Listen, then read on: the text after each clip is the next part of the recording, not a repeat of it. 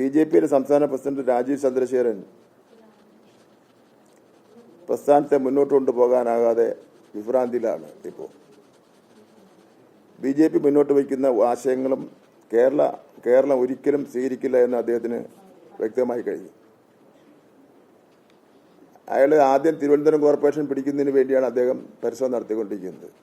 ഞാൻ ഇപ്പോഴേ ശ്രീ രാജീവ് ചന്ദ്രശേഖരനോട് പറയാം, അങ്ങ് എന്ത് വിചാരിച്ചാലും തിരുവനന്തപുരം കോർപ്പറേഷൻ പിടിക്കാൻ പറ്റില്ല എന്നുള്ള കാര്യം ഞാൻ അങ്ങേക്ക് ഒരു ഉപദേശത്തോടുകൂടി പറയാൻ വേണ്ടി ഞാൻ ആഗ്രഹിക്കുകയാണ്. ആ നിരാശയാണ് അദ്ദേഹത്തിന്റെ പ്രവർത്തനങ്ങളും ഒക്കെ കാണുന്നത്. വാർത്താ സമ്മേളനത്തിൽ നെളിച്ച് കണ്ടത് അത് തന്നെയാണ്.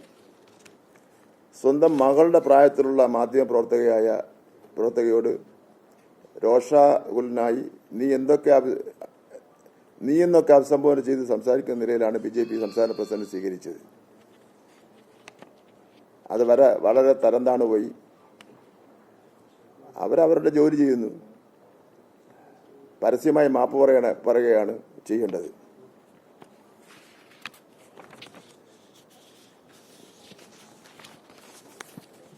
രാജീവ് ചന്ദ്രശേഖർ എപ്പോഴും സംസാരിക്കുമ്പോൾ ഗവൺമെന്റിനെതിരായിട്ടായിരുന്നാലും മറ്റു ഏതെങ്കിലും രാഷ്ട്രീയ സ്റ്റേറ്റ്മെന്റ് നടത്തുന്ന സമയത്തായിരുന്നാലും ഒരു ഭീഷണിയുടെ സ്വരത്തിലാണ് സംസാരിക്കുന്നത്.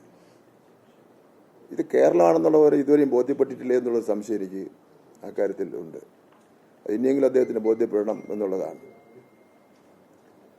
മറ്റു പല സംസ്ഥാനങ്ങളിലെയും മാധ്യമ പ്രവർത്തകരെയൊക്കെ ചിലപ്പോൾ ഇതുപോലെ വിരട്ടാനും ഭീഷണിപ്പെടുത്താനും ഒക്കെ കഴിയുമായിരിക്കും പല സാഹചര്യങ്ങളുടെ അടിസ്ഥാനത്തിൽ.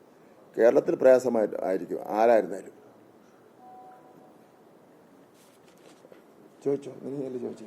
അദ്ദേഹം ഇന്നലെ ഈ തിരുമല അനിൽകുമാറിന്റെ മരണവുമായി ബന്ധപ്പെട്ട ചോദ്യങ്ങളോടൊക്കെ ബി.ജെ.പി പ്രവർത്തകർ അല്ലെങ്കിൽ ബി.ജെ.പി സംസ്ഥാന അധ്യക്ഷനൊക്കെ ക്ഷുഭിതരായിട്ടാണ് പ്രതികരിക്കുന്നത്. മാധ്യമപ്രവർത്തകർ കയ്യേറ്റം ചെയ്യുന്നു, മാധ്യമപ്രവർത്തകരോട് മോശമായി പെരുമാറുന്നു. അതോടൊപ്പം തന്നെ അവർ പോലീസിനെതിരെയാണ് പറയുന്നത്. പോലീസ് ഇല്ലാതെ ഉണ്ടാക്കി ബി.ജെ.പിയെ കൊടുക്കാൻ ശ്രമിച്ചു എന്നുള്ളതാണ് ബി.ജെ.പിയുടെ ഒരു ആരോപണം.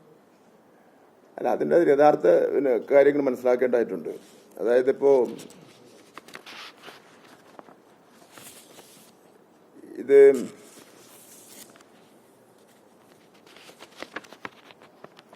വലിയശാല ഫാം ടു സഹകരണ സംഘവുമായി ബന്ധപ്പെട്ടാണല്ലോ ഈ പ്രശ്നം ഉണ്ടായിട്ടുള്ളത്. അവിടെ നിന്ന് ലോൺ എടുത്തുകൊണ്ട് പോയ ആൾക്കാർ അടച്ചില്ല. അങ്ങനെ കോടിക്കണക്കിന് രൂപയുടെ കടം വന്നു എന്നുള്ളതാണ് ഇഷ്യൂ. അതിൽ മാർക്സിസ്റ്റ് പാർട്ടിയും ബന്ധമില്ല, പോലീസും ബന്ധമില്ല, മറ്റൊരു പാർട്ടിക്കും ബന്ധമില്ല. അദ്ദേഹം തന്നെ എഴുതി വെച്ചിട്ടുണ്ട്, എന്നെ സഹായിക്കേണ്ടവർ സഹായിച്ചില്ല എന്ന് എഴുതി വെച്ചിട്ടുണ്ട്.